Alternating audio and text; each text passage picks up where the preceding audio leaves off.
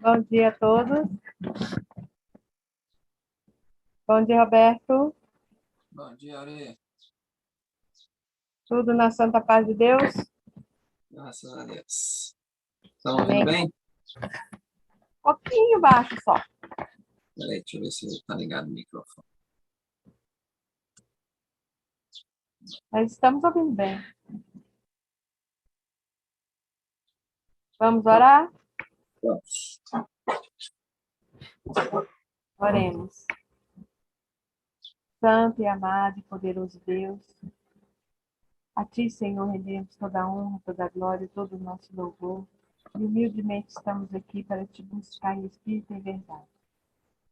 Te pedimos, Senhor Deus, perdão pelos nossos pecados, pensamentos ou obras que fizemos contra Ti. Nos lave no sangue do Teu amado Jesus. Nos purifique.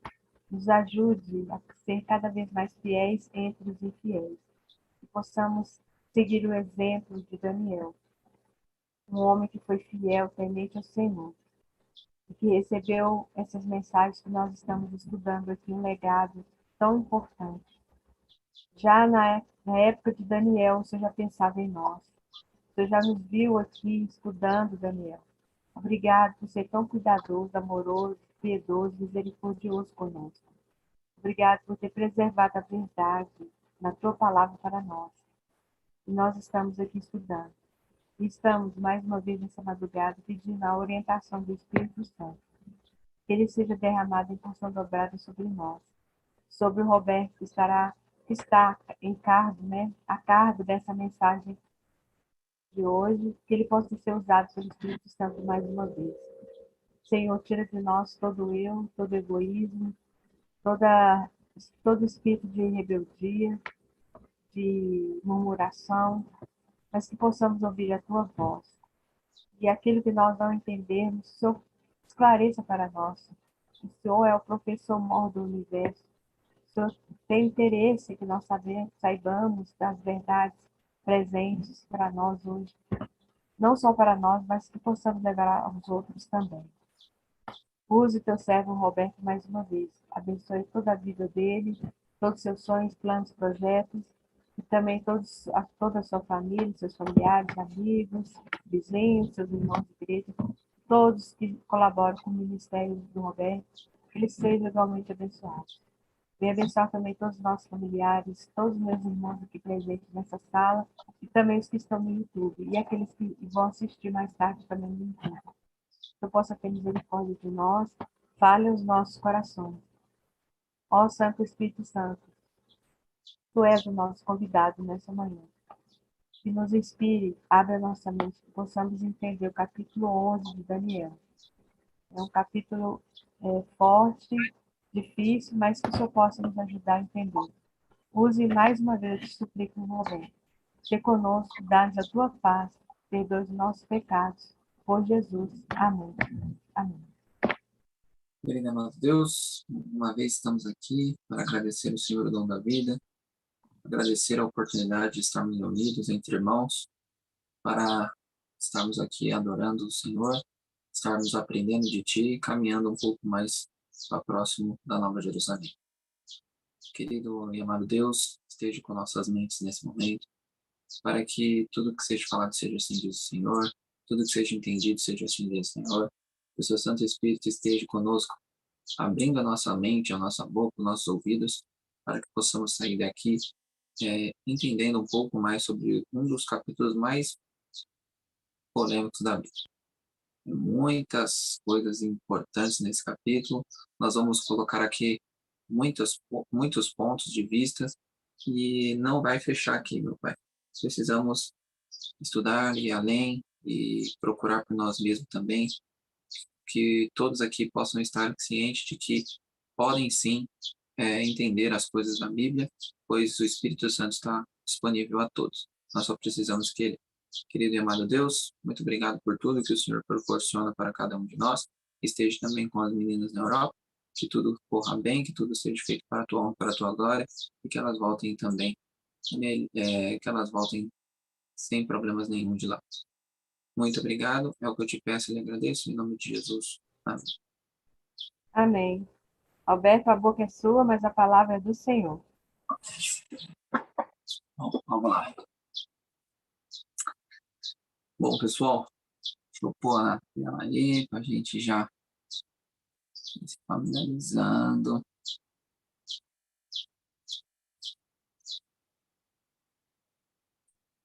Cadê aqui?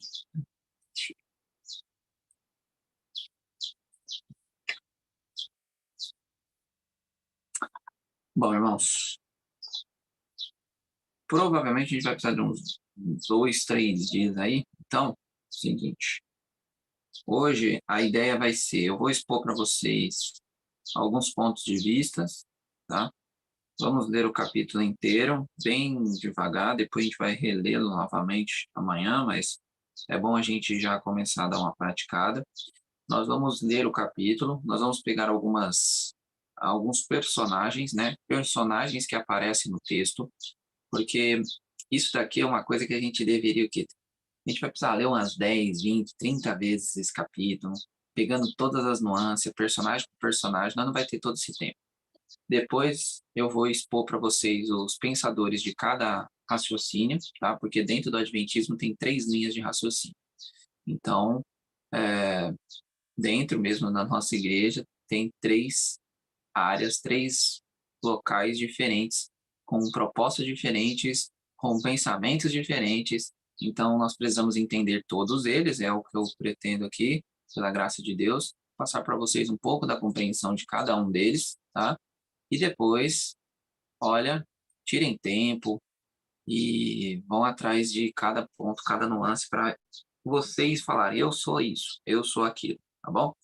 Muitas pessoas, vocês já vão entender, mas nós temos 3 linhas, literalistas, simbolismo pleno e simbolismo misto. Eu só fiquem com elas 3 aí que nós vamos desvendar cada uma delas. Inclusive, não tem essas nomenclaturas, mas é uma nomenclatura que foi colocada muito boa, e eu gostei dela, porque os pensadores dessas linhas, eles não colocaram uma nomenclatura, a não ser o Uri Smith, que colocou literalismo mesmo. Mas os outros dois não colocaram mistos e plenos. Mas eu acho que vai ficar mais fácil para vocês entender colocando dessa forma. Então, vamos lá. O título eu coloquei o Rei do Sul, Rei do Norte, porque é os principais do capítulo, tá? Durante o capítulo todo, esses seres aí, esses personagens vão aparecer, então nada mais justo de colocar o nome deles. Bem, vamos então avançar. O primeiro ponto importante, até aqui vocês viram que nós precisamos de um conhecimento muito forte de história, né? Precisamos conhecer Alexandre o Grande, conhecer os reis da Pérsia, conhecer Nabucodonosor, seus sucessores. Nós tivemos que dar uma palha bem legal aqui, acredito que vocês gostaram. Nós colocamos os bonequinhos, fomos falando ponto por ponto, isso tudo está aí, ó, é disponível para vocês. E o que eu peço aos irmãos, tudo que vocês virem aqui hoje, amanhã, ou provavelmente depois de amanhã, vai tirando print da tela, pegue os personagens, coloca no Wikipedia, vai atrás de livro de história, procure sobre eles, tá bom? Eu não vou poder esmiuçar tudo o que nós temos de informação sobre cada um desses personagens. Então vai ter personagens históricos, tá? O Daniel 11, ele detalha, nós vimos até agora reinos, pouca coisa dentro dos reinos, tipo, nós não vimos detalhes de dentro desse reino. Nós vimos um bode, o bode significa a Grécia, e aí colocou ali, ó, um primeiro rei, 4 reinos, ponto. Com Daniel 11, ele vai detalhar rei por rei. Então, o conhecimento de história vai ser muito maior do que nós tivemos até agora. E eu acredito que muito pouco de nós estudamos história, né? Eu mesmo só comecei a estudar por causa de Daniel, e muito pouco ainda preciso aprofundar muita coisa, mas nós não precisamos ficar céticos nesse sentido, né? Porque nós estamos com a internet aí, é só você digitar o nome de alguém e pronto, aparece tudo na frente de vocês. Então hoje nós podemos aí com facilidade entender todas essas nuances, entender ponto por ponto e saber o que cada uma desses seres tem a nos proporcionar na história, tá bom? Então, levando isso em consideração, vamos primeiro ver aqui a parte da estrutura novamente. Como eu disse para vocês, No capítulo 10, 11 e 12, eles formam um único bloco porque é uma visão só, é uma coisa só, tá? Então, lá no primeiro, nos primeiros capítulos onde que nós vimos, do primeiro capítulo 10, os primeiros versos, lá está falando de uma palavra, né, que é davar, fala de data, local, fala do anjo e a dificuldade física, né, de estar na presença de um ser celestial. E Daniel entende a palavra, ele entende tudo o que vai ser passado para ele, tá? Então, o Daniel 11, Daniel entendeu, ok? Daniel entendeu todo esse bloco. Ele diz, entendi a palavra. No Daniel 10, 20 a 14, traz o conteúdo da palavra que é a davar, de Daniel 10, 1. Então, é o discurso do anjo sobre o futuro, tá bem? Então, é como se fosse uma retrospectiva aqui. O anjo falou todo o processo. No Daniel 10, 1, Daniel está falando ali, lembre que, ó, Daniel teve a visão e ele vai escrever a visão, ok? Então, o Daniel faz depois uma interpretação. É como se fosse aqueles filmes lá que eu já falei para vocês, né? Daniel fala aqui que entendeu, depois ele vai falar o que ele entendeu. Bom, e aí é o conteúdo, ok? E aí vem o conteúdo que nós estamos estudando hoje, que vai ser aí do versos... Ontem nós já vimos o verso 20 e 21 de Daniel 10, e agora nós vamos ler o Daniel 11 inteiro, e amanhã, daqui 2 dias, provavelmente, nós concluiremos com Daniel 12. E o Daniel 12 é a orientação do que fazer com o que ele entendeu, tá? O que fazer com o que ele entendeu da palavra que foi lhe dada de Daniel 11, tá bom? Então, levando isso aqui, nós vamos ver a estrutura de Daniel 11. Daniel 11 tem 45 versos. Então, como eu falei para vocês, é muito, por mais que a gente tenha, também nem consigo colocar tanta coisa aqui para vocês, porque aí vai piorar a compreensão. Então, nós vamos ir bem tranquilo, devagar, vamos ler os 45 versos hoje devagar, vendo cada um dos personagens, tá bem? Conforme nós formos vendo esses personagens, nós vamos mostrando para vocês na tela e depois vai ficar todos os personagens que nós precisamos na tela. E aí, nós vamos esmiuçando ponto por ponto dos personagens, tá bem? Então, vai ser bem tranquilo. Vocês vão ver aí que vão aparecer para vocês algumas sessões e de cores diferentes. Vocês já vão entender essas cores no final de hoje. Provavelmente eu vou acabar explicando para vocês essas sessões. Por que dividir em sessões? Porque fica mais fácil a nossa compreensão, tá bem? Em cada uma dessas sessões vai ter personagens importantes e a cada uma dessas sessões a coisa vai piorando. Então nós vamos aqui colocar para vocês essas sessões, já já a gente vai entender por que a gente fez isso aí, tá bom? Então, ó, vamos começar a leitura? Vamos começar a leitura aí do verso 1, tá bom? Nós vamos colocando a leitura, eu não vou comentar logo em seguida, tá? Eu só vou ler o capítulo inteiro, não sei quantos fizeram a leitura do livro, do capítulo, então vamos ler todo o capítulo e depois a gente vem ponto por ponto, colocando todas as linhas de pensamento, vamos ver os personagens que aparecem no texto, tá bom? Então vamos lá. Mas eu, no primeiro ano de Dario, o Medo, me levantei para fortalecer e animar. Então, primeiro ano de Dario, o Medo. Então, ele está falando lá do ponto, lá de Dario. Agora eu te declararei a verdade. Eis que ainda 3 reis se levantarão na Pérsia. Lembra? Deixa eu voltar. Volta para mim aí, no Daniel 10, 20, porque vocês precisam entender que essa visão aqui continua, ela parte do 20. Então, 10, 20. Voltam aí na Bíblia de vocês uma página. 10, 20 diz: E ele disse, sabes por que eu vim a ti? Eu tornarei a pelejar contra o príncipe dos persas. E saindo eu, eis que virá o príncipe da Grécia. Mas eu te declararei o que está expresso na Escritura, da verdade. Ninguém há que esteja ao meu lado contra aqueles, a não ser Miguel, vosso príncipe. Tá bem? Então, ó, aqui começa do 20 em diante, aí continua, tá? Não para, não tem, na Bíblia, né, ou no original, não tem capítulo, essas coisas aqui, ok? Então, ó, continua no verso 1, tá bom? Vamos supor, o verso 1 é o verso 22, tá bom? Então, ó, 21, 22, aqui, ó, o primeiro. Mas eu, no primeiro ano de Dario Medo, me levantei para fortalecer e animar. Agora eu te declararei a verdade, e eis que ainda 3 reis se levantarão na Pérsia, e o quarto será acumulado de grandes riquezas, mais do que todos, e tornado forte por suas riquezas, empregará tudo contra o reino da Grécia. Então vamos lá. Nós temos aqui já reis da Pérsia, tá bem? Vai ter aí personagens reis da Pérsia. Nós já vamos decodificar isso aí mais à frente, tá bem? Provavelmente amanhã a gente vai ponto por ponto nessas nuances. Verso 3. Depois se levantará um rei poderoso. Então se levantará um rei poderoso, que reinará com grande domínio e fará o que lhe aprouver. Mas no auge o seu reino será quebrado e repartido para os 4 ventos do céu, mas não para a sua posteridade, nem tampouco segundo o poder que o reinou, porque o teu reino será arrancado e passará a outros fora dos seus descendentes.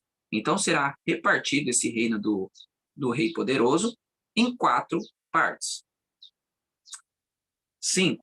O rei do sul será forte, como também um dos seus príncipes. Este será mais forte do que ele, e reinará, e será grande o seu domínio. Então aparece o rei do sul, e nós vamos ver já já o rei do norte. Mas ao cabo de anos, eles se aliarão um com o outro. A filha do rei do sul casará com o rei do norte, para estabelecer concórdia. Ela, porém, não conservará a força do seu braço, e ele não permanecerá nem no seu braço, porque ela será entregue. E bem assim os que o trouxeram, e seu pai, e o que tomou por sua naqueles tempos. Mas de um renovo da linhagem dela, um se levantará em seu lugar, e avançará contra o exército do rei do norte, e entrará na sua fortaleza, e agirá contra eles, e prevalecerá. Também os seus deuses, com a multidão de suas imagens fundidas, com os seus objetos preciosos de prata, ouro, levará como despojo para o Egito. Por alguns anos ele se deixará em paz o rei do norte. Mas depois este avançará contra o reino do reino do sul e tornará para a sua terra. 10. Os seus filhos farão guerra e reunirão numerosas forças. Vamos lá. Os seus filhos farão guerra e reunirão numerosas forças. Um deles virá apressadamente, arrasará tudo e passará adiante voltando à guerra, e levará até a fortaleza do rei do sul. Então se exasperará, sairá e pelejará contra ele, contra o rei do norte. Este porá em campo grande multidão, mas a sua multidão será entregue nas mãos daquele. A multidão será levada, e o coração dele se exaltará. Ele derribará miríades, porém não prevalecerá, porque o rei do norte tornará e porá em campo multidão maior do que a primeira. E o campo de tempos, isto é, de anos, virá à pressa, com um grande exército e abundantes provisões. Então, até o primeiro aí, irmãos, o 13, do 1 ao 13, nós vemos reis da Pérsia, rei poderoso, rei repartido em 4, rei do norte e rei do sul. Tá bem? Então, nós temos esses 4 personagens aqui que vão ser mais, né? Porque rei das Persas falaram de 4 reis aqui. 3 e depois mais um, certo? Depois um rei grego, depois um rei poderoso, né? E depois esse reino seria repartido em 4, né? Para os 4 cantos da terra. Depois fala sobre também o rei do norte e o rei do sul, ok? Então vamos avançar agora do 14 ao 20 para vermos o que tem durante esse capítulo. Verso 14. Naqueles tempos se levantarão muitos contra o rei do sul, também os dados à violência dentre o povo. Se levantarão para cumprirem a profecia, mas cairão. O rei do norte virá, levantará baluartes e tornará cidades fortificadas. Os braços do sul não poderão resistir, nem o seu povo escolhido, pois haverá força para resistir. O que, pois, vier contra ele fará o que bem quiser, e ninguém poderá resistir a ele. Estará na terra gloriosa, e tudo estará nas suas mãos. Resolverá vir com a força do seu reino, e entrará em acordo com ele. Ele dará uma jovem em casamento para destruir o seu reino. Isto, porém, não vingará, nem será para sua vantagem. Depois se levantará as terras do mar, e tomará muitas. Mas um príncipe fará cessar-lhe o opróbrio, e ainda fará recair este opróbrio sobre aquele. Então voltará às fortalezas da sua própria terra, mas tropeçará e cairá e não será achado. Levantar-se-á depois em lugar dele um que fará passar um exator pela terra mais gloriosa do seu reino, mas em poucos dias será destruído, e isto sem ira nem batalha. Então, ó, nós temos o rei do norte novamente, dos 14 ao 20, temos o rei do sul, e temos aqui os dados à violência. Nessa questão dos dados à violência, também pode ser traduzido por quebrantadores do povo ou roubadores do povo. Nós vamos entender isso mais à frente, tá bom? Porque tem uma linha que precisa dos quebradores e roubadores. Não dá, os dados à violência não entram na linha que a pessoa escolheu para seguir, tá bom? Então, de fato, o hebraico dá essa linha, essa margem para eles conseguirem colocar quebradores e roubadores e não os dados, tá bom? Então vamos lá. Versos 21 a 35. Depois se levantará em seu lugar um homem vil, ao qual não tinha dado a dignidade real. Mas ele virá caladamente e tomará o reino com intrigas. Desculpa. As forças inundantes serão arrasadas de diante dele, serão quebrantadas, como também o príncipe da aliança. Apesar da aliança com ele, usará de engano, subirá e tornará forte como pouca gente. Virá também caladamente aos lugares mais férteis da província e fará o que nunca fizeram seus pais, nem os pais de seus pais. Repartirá entre eles a presa, os despojos, os bens e maquinará os seus projetos contra as fortalezas. Mas por certo tempo suscitará a sua força, o seu ânimo, contra o rei do sul. À frente do grande exército, o rei do sul sairá à batalha contra grande e muito poderoso exército, mas não prevalecerá, porque maquinaram projetos contra ele. Os que comerem os seus manjares e o destruirão. O exército dele será arrasado, e muitos cairão traspassados. Também esses dois reis se empenharão em fazer o mal, e a uma só mesa falarão mentiras. Porém, isso não prosperará, porque o fim virá no tempo determinado. Então o homem vil tornará para a sua terra com grande riqueza, o seu coração será contra a santa aliança, e ele fará o que lhe aprouver, e tornará para a sua terra. No tempo determinado, tornará a avançar contra o sul, mas não será nesta última vez como foi na primeira, porque virão contra eles navios de quintim, e lhe causarão tristeza. Voltará e se indignará contra a santa aliança, e fará o que lhe aprouver, e tendo voltado, atenderá os que tiverem desamparado a santa aliança. Dele sairão forças que profanarão o santuário, a fortaleza nossa, e tirarão o sacrifício diário, que é um contínuo, né? Estabelecendo a abominação desoladora. Aos violadores da aliança, ele, com longínquas, perverterá, mas o povo que conhece o seu Deus se tornará forte e ativo. Os sábios entre o povo ensinarão muitos, todavia cairão pela espada e pelo fogo, pelo cativeiro e pelo roubo por algum tempo.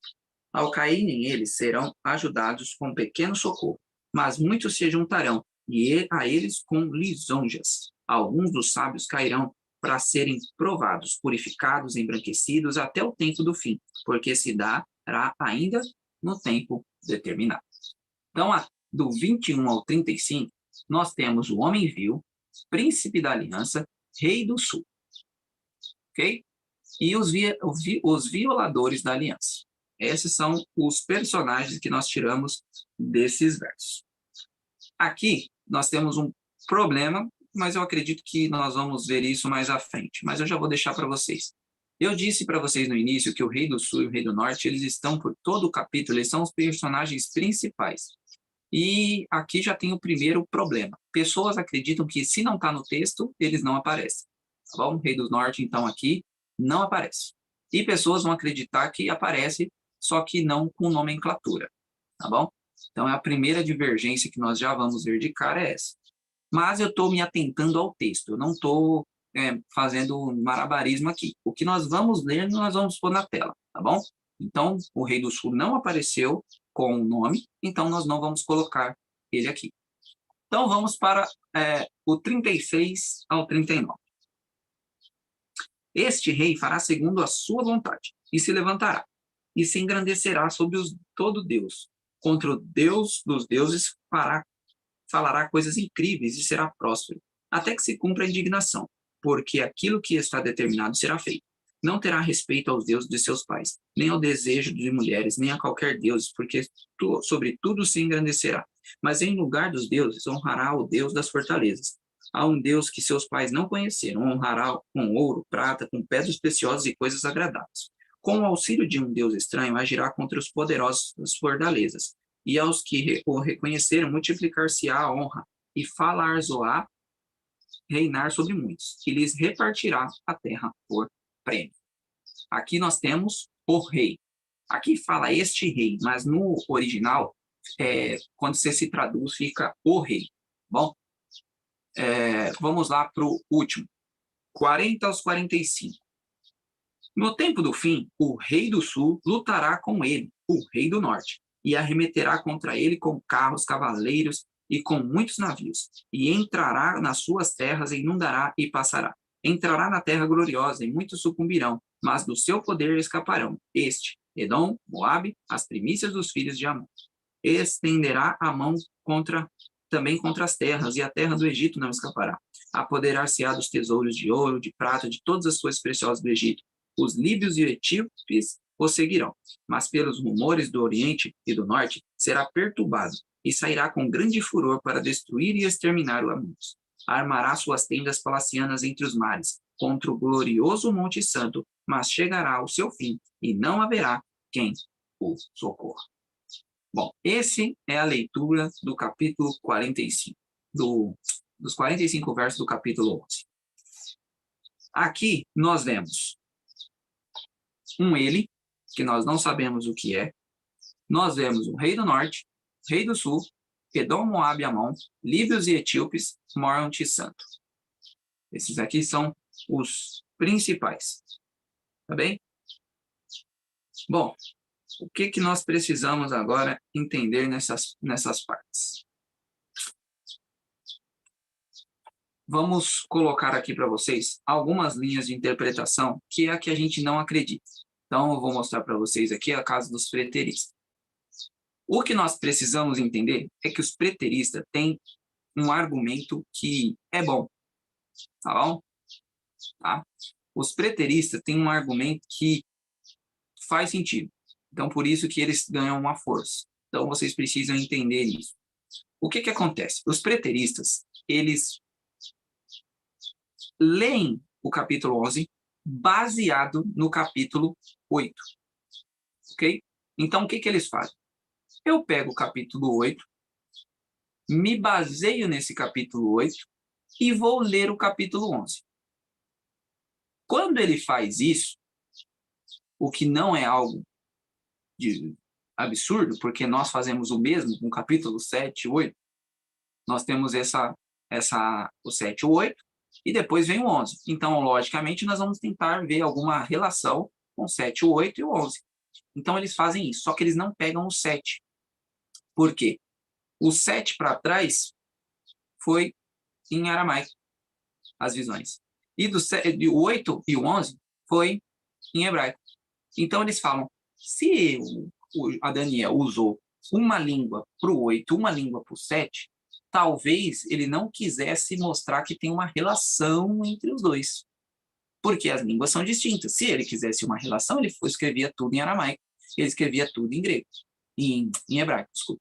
Só que como ele escreveu o 7 de uma língua e o 8 de outra, talvez o 7 não tenha nada a ver com o capítulo 11.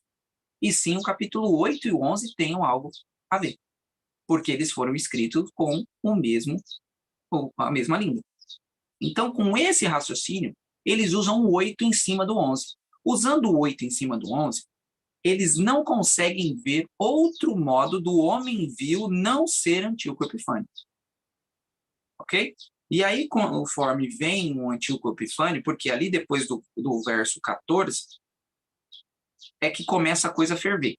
Até o verso 13, preterista, futurista, adventista, historicista, todo mundo meio que concorda. São pouquíssimas coisas que eles discordam entre si nos 13 primeiros versos. A coisa ferve do 14 em diante. Aí do 14 em diante a coisa já não é muito igual. Aí o preterista já acha uma coisa, o futurista também está ali junto com o preterista, eles só vão divergir lá para o verso 35, e eles vão meio que igual, Agora, os adventistas já parece que o preterista fala A e o adventista está no X. Entendeu? Os historicistas estão no X. Então, já diverge totalmente. Então, os preteristas, eles fazem o seguinte, eu vou apagar um pouquinho aqui. Vou voltar aqui.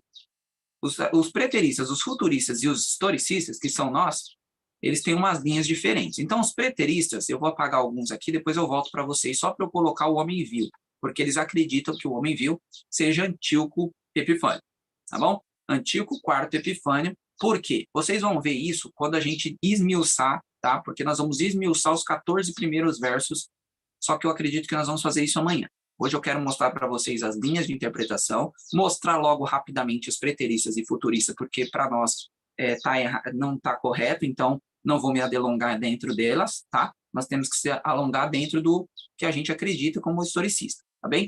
Então, os preteristas acreditam que o homem vil é Antíoco Epifânio. Então, ele aparece ali ativo no 21, mas ele já aparece antes. Para eles, ele aparece lá no verso 16. Então, no 21 é quando ele assume o papel de fazer aquelas obras horríveis que nós já vimos que Antíoco fez lá no capítulo 8, ok?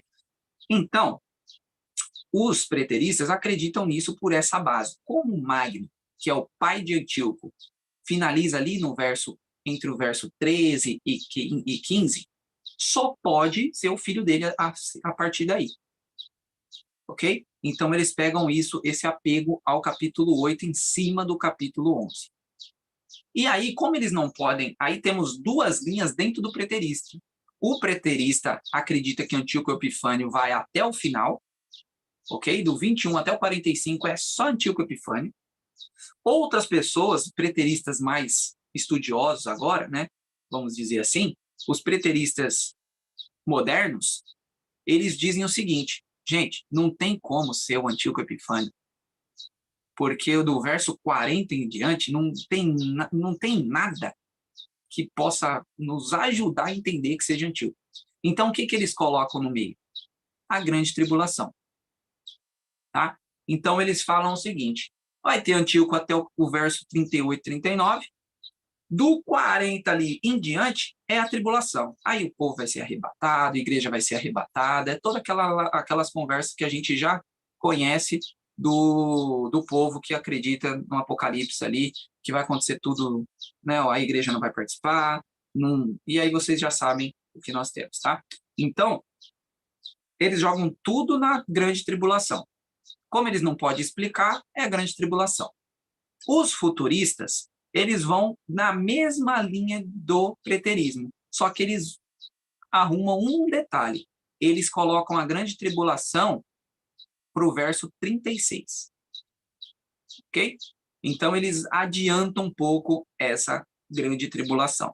Eles acreditam que seja Antíoco Epifânio até o 35. Do 36 em diante, como eles não conseguem explicar, coloca a grande tribulação aí e deixa rolar a coisa.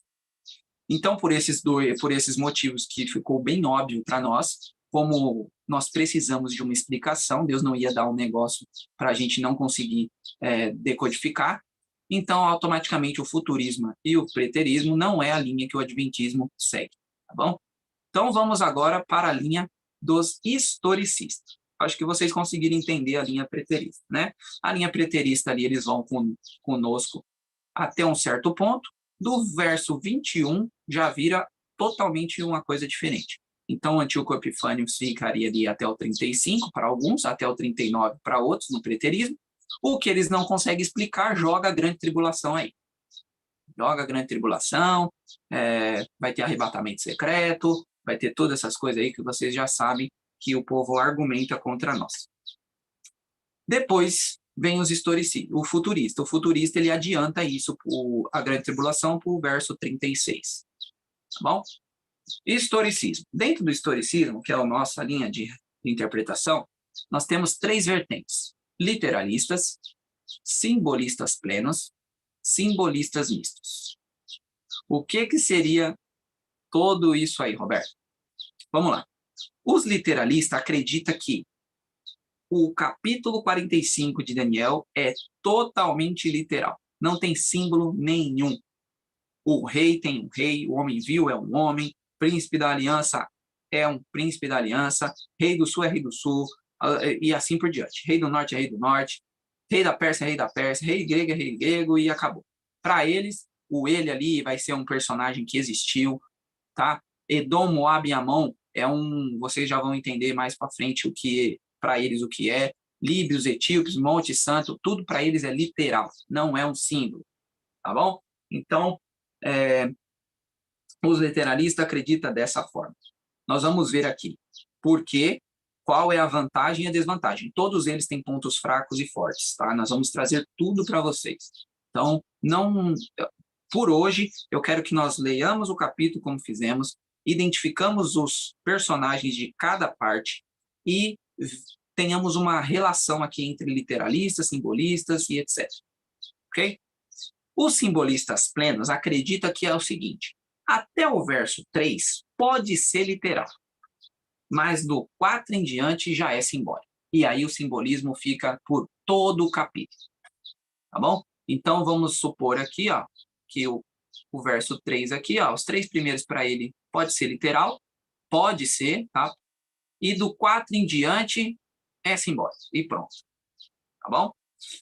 Os mistos, eles vão sendo literal até o 14, e do 15 para frente é simbolista. Tá bom? Então, essas são as 3 linhas. Roberto, quem que sustenta essas linhas? Vamos lá. O literalismo é o nosso querido Uri Smith. Tá bom? Vocês têm o livro de Daniel e Apocalipse do Uri Smith no aplicativo de Ellen White, né, no EGW Índices 2, tá? Vocês também podem ter acesso ao PDF no Centro White, tá bem? Então, se vocês quiserem estudar o literalismo com o Uri Smith, vocês podem adquirir lá sem pagar nada. O simbolista pleno é o Jacques Ducan, tá? É um livro aqui do Jacques Ducan. É esse livro aqui do Jacques Ducan, tá bom? Segredos de Daniel. Ok? Ele é da CPB, tá bom? Se vocês quiserem, eu comprei, não tem muito tempo. Deixa eu voltar aqui. E ele acredita que seja até o verso 3 ali literal, e depois é tudo simbólico. Ok? E nós temos também o que nós vamos levar em consideração, porque a igreja, a maioria acredita dele, Marvin Maxwell, tá? O Marvin Maxwell acredita que até o 14 é literal e do 15 em diante é simbólico, ok? Então a igreja adotou o Marvin Maxwell, tá? Nós não vou adotá-lo, mas eu vou usar uma base dele. Por quê? Porque vocês vão ver que tem uma coerência muito grande nos primeiros 14 versos. Então, eu quero mostrar para vocês os 14 versos ponto por ponto, usando o Maxwell, mas não, como eu disse para vocês, eu ainda não tenho uma opinião formada, tá bem? Eu estou mostrando para vocês aqui as linhas que temos dentro do nosso adventismo, tá bem? Então, a igreja adventista tem 3 linhas de raciocínio, ainda não podemos bater o martelo se um é errado ou não, eu particularmente ainda não consigo, mas eu não estou aqui para pôr minha opinião, eu estou aqui para mostrar os fatos e depois vocês pesquisem e achem por si, ok? Eu ainda tenho um detalhe que foi me apresentado quando eu estava finalizando esse processo de Daniel 11, e eu quero ver esse detalhe para eu tomar minha decisão. Talvez, se eu conseguir tomar minha decisão vendo esse detalhe, eu volte na sala em qualquer momento e exponha esse detalhe, tá bom? Mas como foi um detalhe que me apareceu enquanto eu montava, eu não quis estudar ele para não colocar minhas... o Roberto acha isso, então eu vou... É o Roberto que está achando. Então, para eu não me atrapalhar aqui, eu fiz o que eu já tinha em mente, ok? Que eu já tinha dado uma olhada, uma estudada, e depois eu vou ver esse detalhe extra que foi me apresentado para chegar à minha conclusão de literalismo, simbolismo pleno e simbolismo misto. Por hora, a igreja, deixo vocês aqui a par, a igreja é simbolista mista, tá bom? Eles seguem Marvin e Maxwell. Bom, vamos lá entender um pouquinho mais sobre isso. Eu disse para vocês que nós íamos ter aqui esses colchetes, e nesses colchetes é o seguinte: nós temos um nível baixíssimo de problemas entre as linhas. Tanto literalista, simbolismo pleno e simbolista misto, meio que divergem pouco desses 14 versos. O simbolista pleno diverge mais pelo fato de que, é o que eu falei para vocês, eles já acreditam que desde o verso 4 já seja simbólico. Então, vai ter alguma divergência, ok? Mas entre literalistas e simbolistas mistos não temos problemas, e até os preteristas e futuristas acreditam da mesma forma que os historicistas até o verso 13. Então, o nível é baixo de problemas. No 14 ao 20, o nível ainda é baixo. Então, é baixíssimo e baixo. Ou seja, já começa a dar problema. Do 21 ao 35, o nível é elevado. E do 36 ao 39, também é elevado. E no 40 ao 45, é elevadíssimo. Aqui ninguém concorda com ninguém. Ok? O problema é esse. Então, irmãos, vai começando todo mundo amigo. Opa, você só discorda disso? Não, tranquilo, isso é maravilhoso. Aí depois vai do 21 até o 35, aí você já começa a olhar com o olho torto pro irmão. E no último verso, então, você quer que o irmão vá lá para outra igreja e você fique em outra igreja. É desse jeito que acontece aqui no capítulo 45. Parece que um está falando abobrinha e o outro está falando chuchu. Não tem nada a ver uma coisa com a outra, ok? Então, é esses os pontos que nós precisamos ir bem tranquilo, entendendo ponto por ponto. Então, ó, nós temos 3 linhas. Literarista, Uri Smith, que inclusive foi um dos pioneiros a escrever sobre Daniel e Apocalipse. Nós temos os simbolistas plenos, com Jacques Ducan. E nós temos os simbolistas mistos, com Marvin Maxwell, ok? Os 3 fazem os seus pontos, e o Ducan, para mim, até o momento, é o mais, vou dizer assim, ele não dá tantos detalhes quanto os outros, tá? É muito subjetivo, e aí, por ser subjetivo, não me dá tanta fortaleza assim, tá bom? Então, os literalistas e o Marvin Maxwell, eles são mais fiéis ali ao texto, eles mostram coisas que vocês vão ver aqui, que nós vamos mostrar para vocês, que fica muito que até irrefutável, tá bem? Por esse motivo, eu colocaria aí esses 3, estou mostrando para vocês, mas para mim, o Ducan, até o momento, é o que menos me dá coisas para conseguir extrair, tá? Bom, por que eles divergem, Roberto? Porque as divergências ocorrem pelo modo com que Roma é introduzida.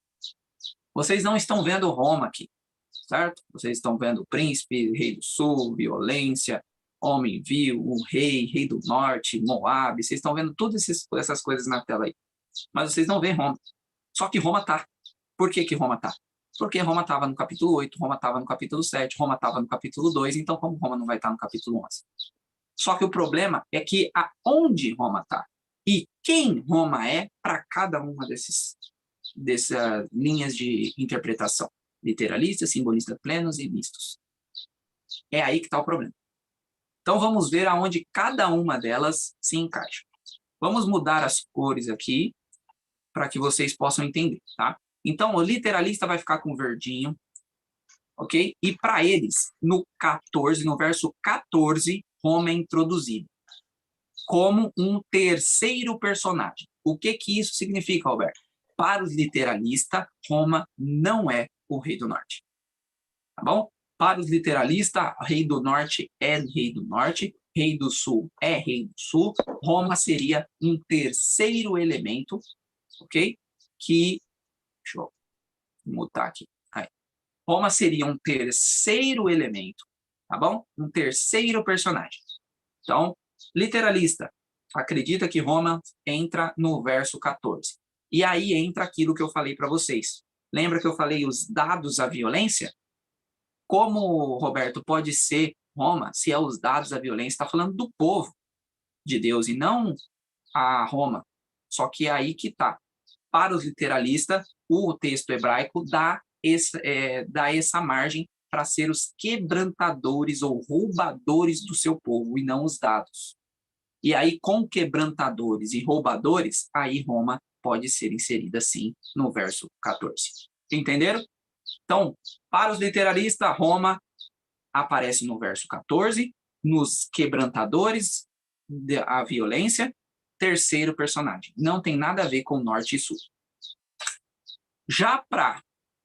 Vou voltar aqui.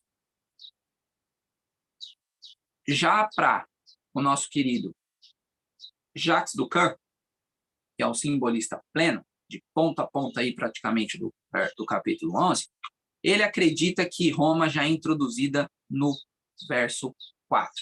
Roma é o rei do norte. Então, quando fala no verso 4, norte, ou melhor, vamos ver aqui. Mas no auge do seu reino será quebrado e repartido dos quatro ventos do céu, mas não para a sua posteridade, nem tampouco segundo o poder com o reino, porque o seu reino será arrancado e passará a outros dos seus descendentes. Então o rei do sul será forte, como também um dos príncipes, e aí aparece o norte no verso 6. O ponto é que vai passar. Como a coisa vai passar, Roma já está desempenhando algo, tá bem? Então, para eles, Roma já está desempenhando a partir do verso 4. E aí eles levam até o último verso do capítulo, tá bem? Essa, voltando a dizer, por hora, é a mais fraca que eu acredito. E depois vemos os simbolistas mistos. Para Marvin Maxwell e para os simbolistas mistos, também Roma é introduzida no verso 14. Só que Roma é também o rei do norte. Aí, Roberto, mas como, Roberto, rei do norte no verso 14, sendo que aparece rei do norte no verso 16, aparece o rei do norte no verso 7, aparece no verso 8, aparece no verso 12, 11, como? No 13, aparece rei do norte num monte de verso e só no 14 é aí que tá puro do gato do pessoal do Marvin Maxwell, dos mistos. O que acontece? Para eles, até o verso 14 é literal, lembra? Então, se é literal até o verso 14, então o rei do norte e o rei do sul são reis que reinaram nesse período. Então, ó, esse rei do norte que aparece aqui, por exemplo, no verso 6, ele é um rei que de fato existiu. Depois nós vemos um outro aqui no verso 8, é um rei que de fato existiu. A partir do verso 14 já é simbólico para eles, ou seja, então é Roma em toda a sua fase, pagã, papal, ok? Então eles já não conseguem tantas nuances como os literalistas. Acho que deu para vocês entenderem. Então, ó, recapitulando rapidamente. Roma, para os literalistas, não é o rei do norte, é um terceiro personagem. Para os simbolistas plenos, é o rei do norte, só que lá do verso 4 ele já desempenha algo. Já os simbolistas mistos, Roma é o rei do norte, mas ele inicia o seu processo a partir do verso 14 com o simbolismo que eles vão adentrar. Justamente na mesma parte dos quebrantadores da violência, ok? Dos quebrantadores do teu povo, tá bom? Então, esses são as 3 linhas de raciocínio. Bom, nós estamos chegando próximos das 6 horas. Eu vou mostrar para vocês aqui só essa parte e amanhã a gente continua. A gente vai esmiuçar os 14 versos primeiro, ponto por ponto, mostrando para vocês que o literalismo tem uma base no texto muito forte, tá? Então nós vamos mostrar ponto por ponto até o verso 14, que é onde todo mundo concorda. E do 14 em diante, a gente vai colocando para vocês aqui o que cada um acha e vamos fazer algo importante também, que é mostrar os pontos fracos e fortes de cada uma delas. Tá bom? Então, ó, nós estamos vendo aqui que Cassandro, Lisímaco, Seleuco, Ptolomeu. Ok? Eles são as 4 cabeças e os 4 chifres que nascem depois que Alexandre o Grande morre. Lembra? Então, logo um pouco depois, Cassandro e Lisímaco são destruídos, certo? São tomados ali. E só fica Seleuco e Ptolomeu, certo? E aí Seleuco fica ali com... Por que rei do norte e do sul? Porque Judá está no meio deles. Ou seja, quando Seleuco ataca Ptolomeu, passa por Judá. Quando Ptolomeu ataca por Seleuco, passa por Judá. Então, Judá é o ponto estratégico mais importante dessa época. Logo, abaixo de Judá é sul, acima de Judá é norte. Por isso é conhecido como Rei do Sul, Rei do Norte. E aí é por isso que nós vamos deixar aqui para vocês. Reis do Norte, Reis do Sul. Só um momentinho. Cuidado, meus irmãos, com o microfone. Tá bem? Então, ó, nós temos aqui o Rei do Sul e os Reis do Norte. Vou deixar assim para que vocês possam entender do que nós vamos falar adiante. Reis do Norte, Reis do Sul. Vocês já viram isso lá no capítulo 8, tá bem? E no capítulo 8, mostramos para vocês todos os reis do Ptolomeus e os reis do Sul. Aqui está invertido, tá? Reis do Sul, Ptolomeus, reis do Norte, Seleucidas.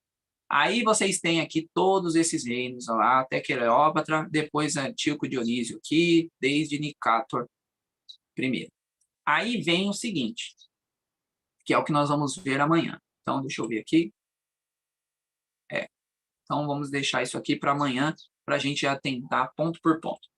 Então, ó, nesses reinos aqui, para o pessoal do literalismo, esses reis são os que são falados quando está norte e sul, ok? Então, por exemplo, nós vamos ver ali, ó, o rei do sul ataca o rei do norte. Então, quer dizer que é um Filopátor atacou o Calínico, sabe? Para eles é isso. Para eles leem o texto, conseguem achar na história quem fez o quê, e aí eles vão colocando no texto. E é o que nós vamos fazer amanhã. Então, nós vamos colocar aqui nós vamos ler o texto novamente, vamos colocar entre colchetes o que eles estavam tentando dizer, o que eles acham que era quando Daniel escreveu e quando o anjo passou a visão para Daniel, tá bem? E amanhã a gente fala sobre quem é os pontos fortes e fracos de cada um, e nós vamos esmiuçar aqui. Só uma palhinha para vocês, vai ser mais ou menos isso aí, ó.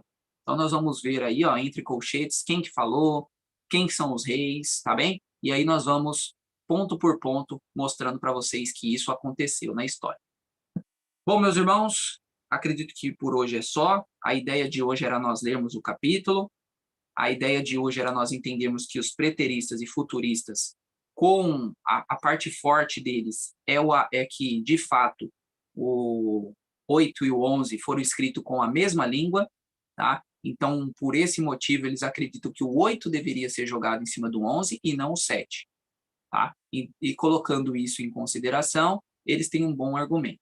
O fato é que nós já desmontamos os argumentos dele lá no capítulo 8, porque Antíoco Epifânio não vai até o fim e precisaria de um Antíoco Epifânio até a volta de Jesus. Como não acontece, eles colocam a grande tribulação para não ficar errado a sua interpretação. Conforme isso acontece, nós já descartamos então os preteristas e futuristas, porque eles não nos dão um apego tão forte na Bíblia. Então nós vamos para o historicismo, onde temos dentro do historicismo 3 linhas de raciocínio, ok? E nessas 3 linhas de raciocínio, que nós já vimos que acontece também no contínuo, certo? Só que o contínuo eu acho que ficou muito mais fácil de nós identificarmos, até porque o contexto do capítulo nos mostra muito bem isso. Então, o capítulo 11, também temos agora 3 linhas de raciocínio. Os literalistas, que vão ponto por ponto no texto, os plenos, que acreditam que até um certo ponto bem pequeno é literal, mas depois é tudo simbólico, e nós temos os mistos, que é até o verso 14 é literal, do 15 em diante é simbólico. Ok? Essas são as 3 linhas de raciocínio. Então, amanhã nós vamos adentrar nesses pontos e nós vamos entender um pouquinho mais sobre os literalistas, plenos e mistos. Que Deus abençoe vocês. Leiam um capítulo novamente hoje, tá bom? Para que nós estejamos mais familiarizados amanhã. Peguem o nosso vídeo, coloquem os personagens na tela, tentem achar os personagens no texto, tá? Se possível, tiver uma Bíblia aqui, por exemplo, eu tenho uma Bíblia de riscos e tenho uma Bíblia que eu uso para pregar, fazer as coisas. Então, se vocês têm uma Bíblia aí, né, que vocês conseguem grifar, riscar, tá? Tem pessoas que pegam a própria Bíblia e riscam, mas eu sou meio diferente. Eu ando com 2, então eu ando com uma riscada e uma sem risco. Mas se vocês puderem ir grifando, tá? Tentando achar os personagens que nós falamos aqui na Bíblia de vocês, vai ajudar, tá bom? A versão que eu estou usando é a da igreja normal, tá? Então é a atualizada, Almeida atualizada, porque depois qualquer coisa a gente lê na King James, tá bom? Mas não vai ter tantas nuances, vai ter poucas coisas diferentes, e porque a Almeida, como o comentário bíblico foi escrito em cima dela, eu acho que é melhor a gente seguir os pontos nela, tá? Mas tentem na Bíblia de vocês. Se vocês acharem amanhã, Roberto, eu achei uma outra coisa. Aqui na Bíblia, King James, tá? Outro modo.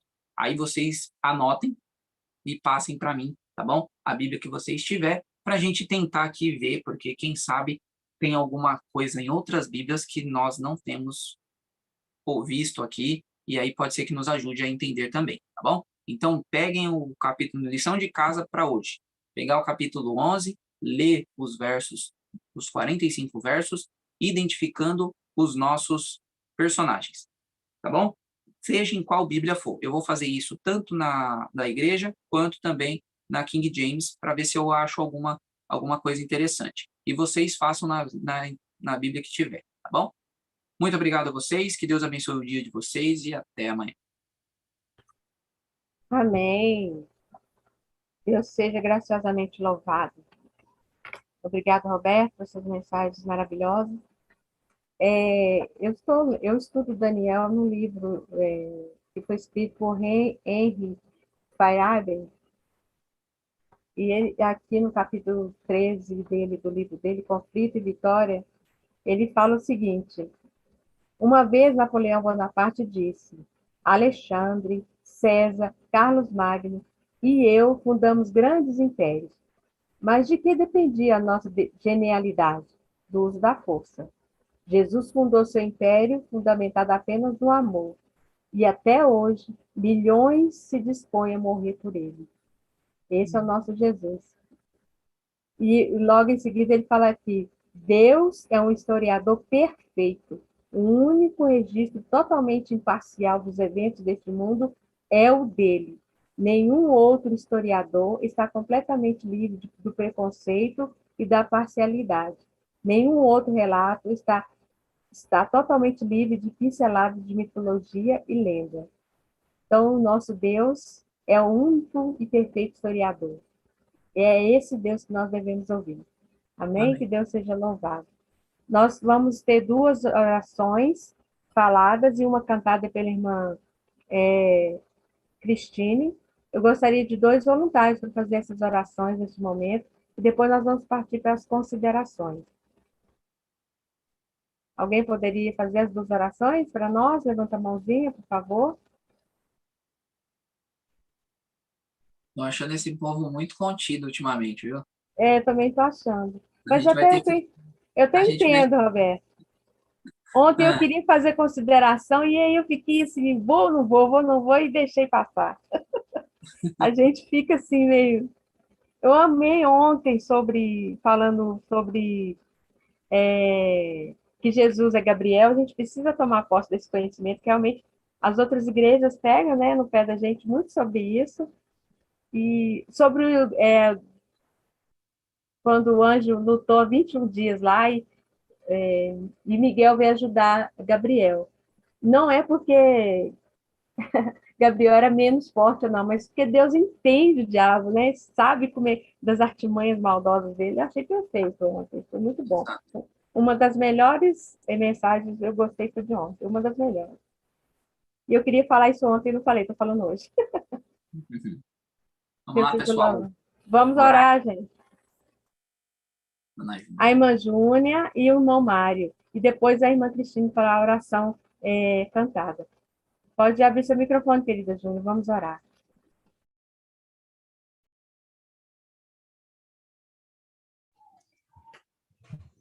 Está me ouvindo?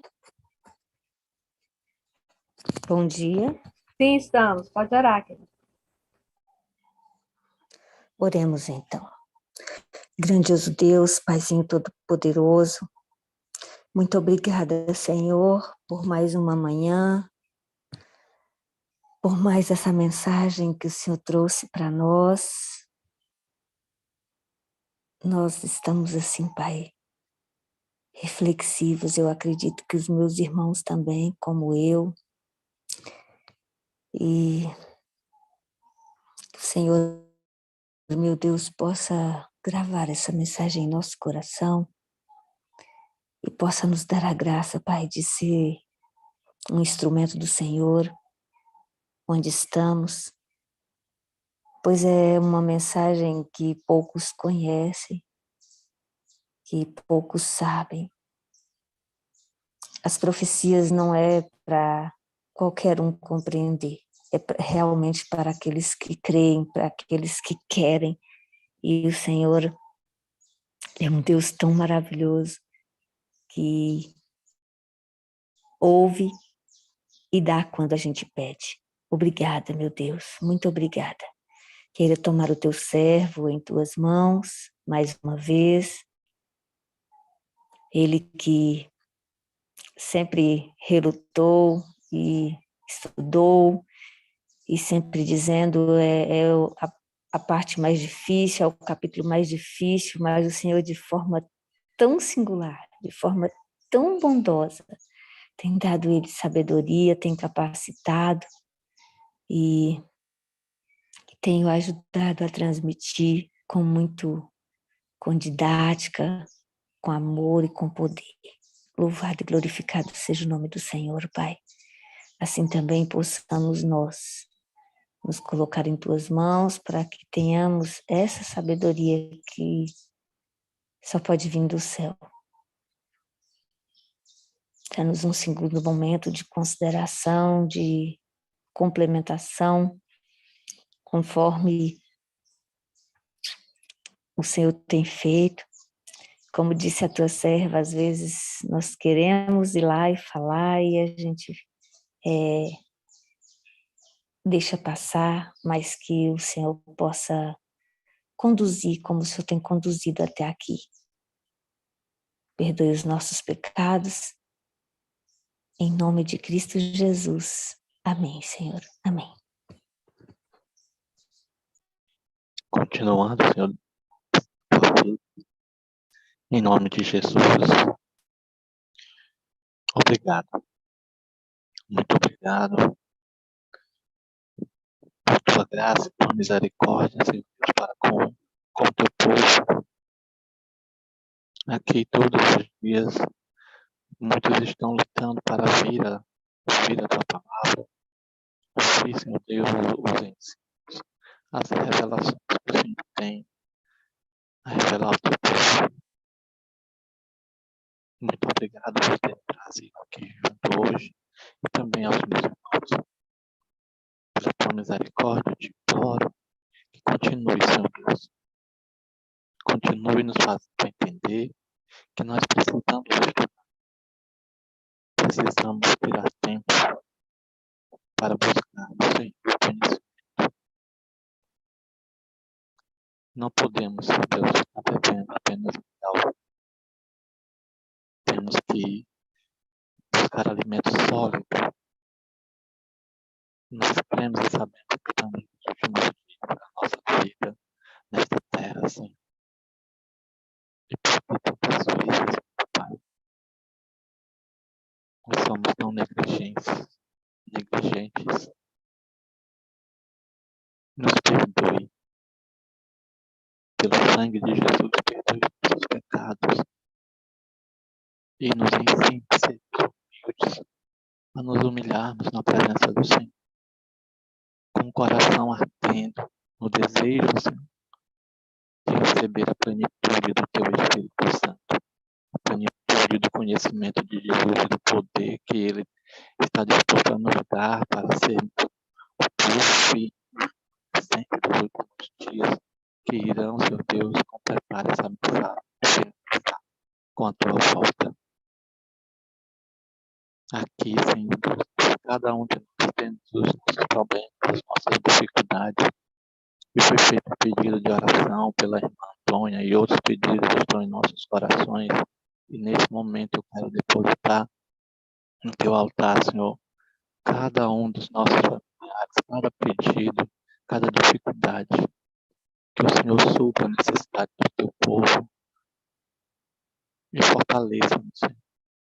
Nos batize com o Teu Espírito Santo.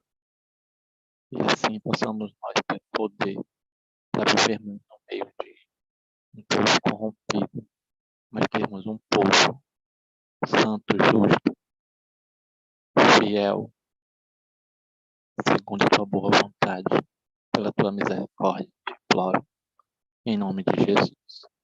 Amém. Amém. Estão me ouvindo hoje? Sim. Ah, tá. Só um minutinho. Vamos lá. Rei dos reis, Deus criador do céu, honra e glória ao Deus infinito em poder. Terra e céu, cantai ao grande Rei, Deus Criador, Deus Redentor, Deus Rei dos Reis. Adorai, glorificai o nome de Cristo. Exaltai, magnificai Jesus o Senhor. Terra e céu, cantai louvor a Deus. Ele morreu, ele venceu, é Rei dos reis. Adorai, glorificai o nome de Cristo. Exaltai, magnificai Jesus o Senhor. Terra e céu, cantai louvor a Deus. Ele morreu, ele venceu, é Rei dos reis. Amém. Louvado seja Deus. Amém. Ao nosso Rei dos Reis, Deus seja louvado. Obrigada aí, o casal, pelo belo dueto. Deus continue abençoando vocês, viu?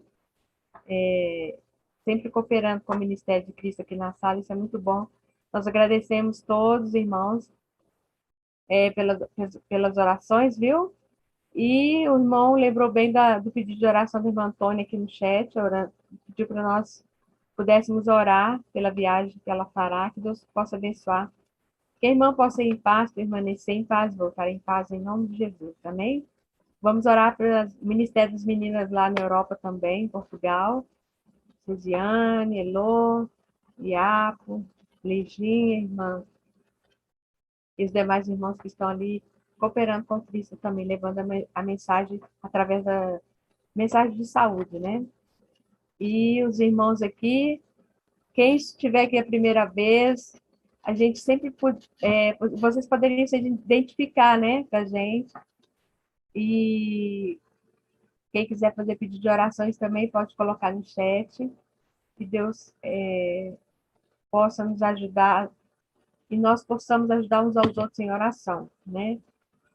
Que Deus possa ser tremendamente louvado. Nós vamos partir agora para as considerações. Alguém gostaria de considerar nesse momento? Essa é a hora certa para que você possa abrir seu coração para o que a mensagem disse, o seu coração, né? O que você sentiu dessa mensagem. Eu gostei muito porque o Roberto fez um apanhado geral desse capítulo 11, deixando todas as vertentes, os segmentos do que pensam. E como nós, adventistas, somos historicistas, né? Gente, contra fatos não existe argumento, a história comprova. É muito simples isso. Claro que como ele disse, vai ter 3 vertentes dentro da igreja adventista, mas o que vai prevalecer é o assim diz o Senhor, e a gente vai seguir isso. O Espírito Santo vai nos orientar. E como o Roberto bem disse também, possamos pesquisar por nós mesmos, né? E o Espírito Santo vai nos orientar. Temos aqui o banquete, nessa parte da manhã, e esse banquete pode continuar através do nosso estudo pessoal E aí o aprendizado vai se fortalecer na nossa mente, e o Espírito Santo vai falar sempre ao nosso coração. Alguma mãozinha levantada? Eu sei que está todo mundo reflexivo, todo mundo pensando o que eu vou falar, mas esse é o momento. Não se acanhe como eu fiz ontem. Mais alguém? Roberto, você gostaria de deixar mais alguma mensagem?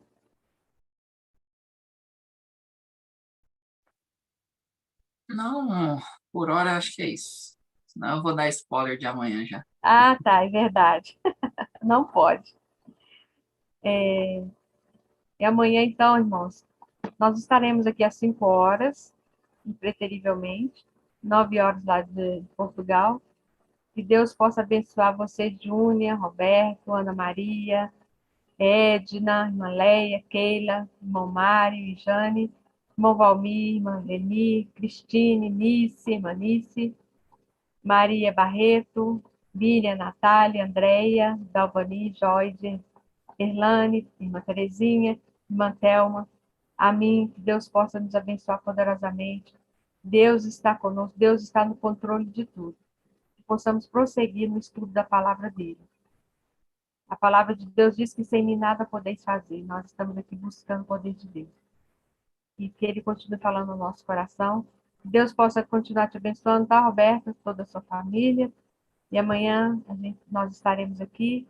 A oração cantada de amanhã será feita pela irmã Nice, já estou dando spoiler. E vão preparando também para orações, né? As orações. E eu gostaria de alguém pudesse fazer a oração para encerrar o nosso culto de hoje. Depois eu vou partilhar o hino final. Alguém gostaria de fazer oração para encerrar o nosso culto de hoje? Irmã Terezinha, poderia orar para nós, querida?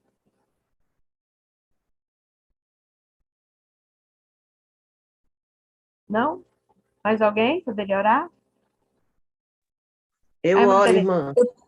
Então Sim. pode orar. Ai, irmã Nice. Pode orar, irmã Nice.